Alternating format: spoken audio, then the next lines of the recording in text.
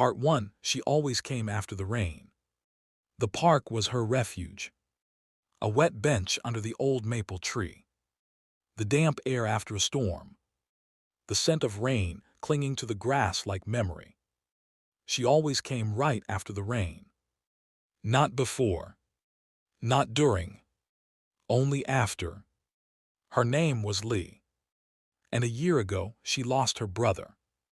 A car crash, sudden, brutal. The silence after the sirens left a crack in her chest no therapist, no friend, no poem could seal. After the funeral, she began having dreams. Not of her brother. Not of memories. But of a boy, someone unfamiliar, holding an umbrella, his eyes full of sorrow. He never spoke in the dreams. He just sat beside her on a bench, waiting, breathing. As if he too was grieving. One late afternoon, after a quiet drizzle, she walked to the park like always. And there he was. Not in her dream. In real life. Closed umbrella part 2, the umbrella and the first word. Your spot, he asked softly, tilting his umbrella to one side. His voice sounded unused, but not nervous. Lee didn't answer, she just sat beside him. For the first time in a long while, she didn't feel afraid sitting next to a stranger. I've seen you before, he said. I doubt that, she replied, keeping her eyes forward. In my dreams, he said, you always show up after the rain. She turned to him slowly. His expression wasn't playful or strange. It was familiar, like they'd already spoken 1,000 times. That's strange, she murmured. I know.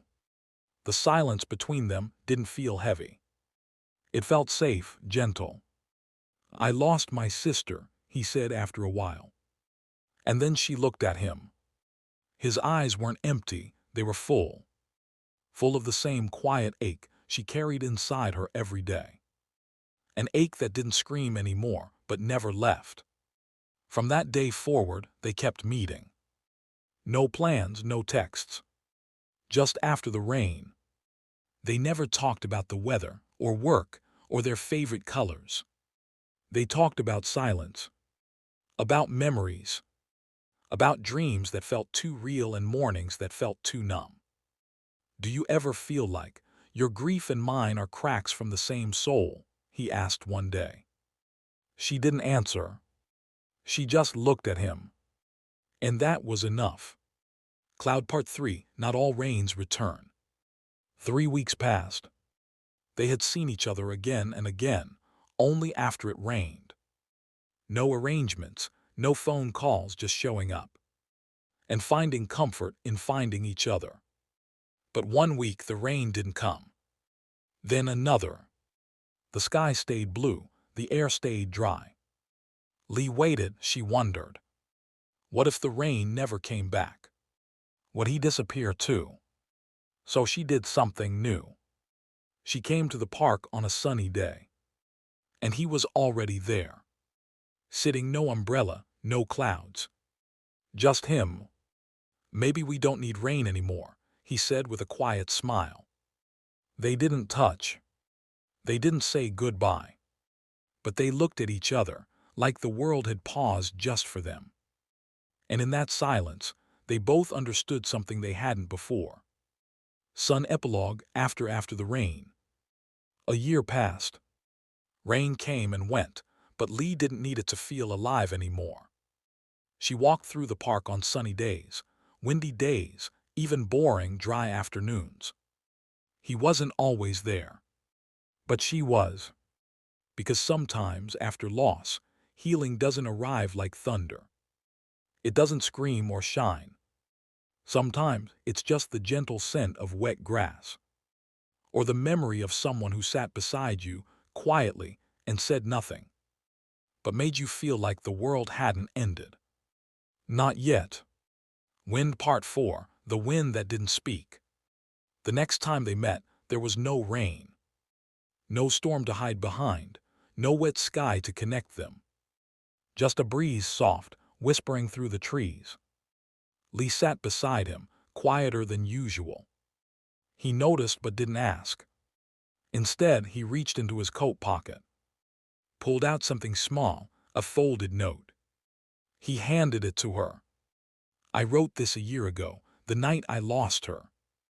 Lee opened it. The ink had smudged in one corner. It wasn't a poem, just a single line. "I'll meet someone who carries silence the same way I do." She stared at it, then folded it again, carefully. "You did," she said. He smiled, not big, not dramatic. Just true. Part 5, the reflection we never saw. One day, Lee brought something with her. A photo of her and her brother. They were laughing, wet from rain, their umbrellas upside down from the wind. She handed it to him. "I never show this to people," she said. "Why me?" "Because you're the only one who doesn't try to fix it." He held the photo gently. "Your smile in this, it's loud." "Yeah, I forgot I had that kind of smile." He looked at her. "You still do," he said. Dove Part 6, the day it rained for him. Weeks passed, then finally the rain returned. But this time she wasn't there first. He was. Soaked. No umbrella. Standing, not sitting. When she arrived, she rushed to him. "You're soaked. Why didn't you wait under the tree?" He turned slowly. His eyes were red. "Today is her birthday," he said. "Your sister." He nodded. "She used to say the rain washed away the heavy parts." He smiled through tears. "I thought maybe it'd wash away mine too." Lee stepped forward. She didn't hug him. She just stood beside him, their shoulders barely touching. And somehow, that was the warmest thing in the world.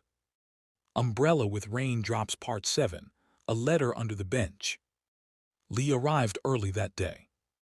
The rain had stopped an hour ago, but the bench was still wet. She didn't care.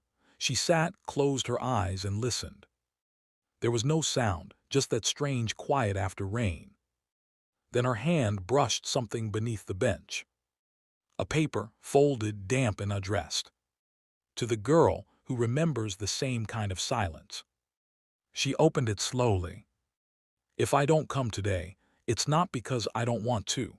It's because I need to say goodbye to someone I never really said goodbye to. You gave me the courage to do that.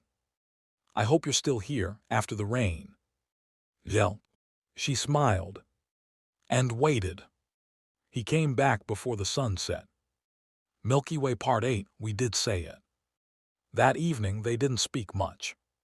He sat beside her, and they simply watched the clouds turn golden. His hand reached for hers.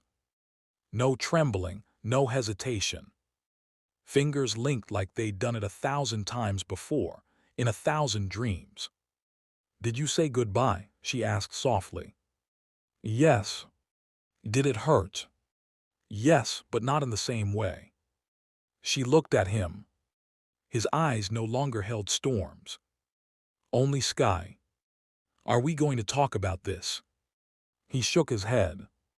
"Not yet, maybe not ever. I just want to feel it." She nodded. So they did. Cloud Part 9, after the rain. It had been a year since the first time they met. The bench was still there. So was the silence. So was the rain. But this time, they brought their own umbrella, one shared. They still didn't have names for what they were. Not lovers, not broken people helping each other. Something quieter, something deeper.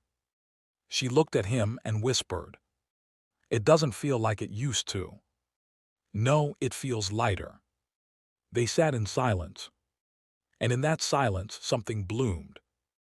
Not grief. Not pain. Not even love in the loud, burning way. Just understanding. Warm and steady. Like the world finally exhaled. After the rain. The end.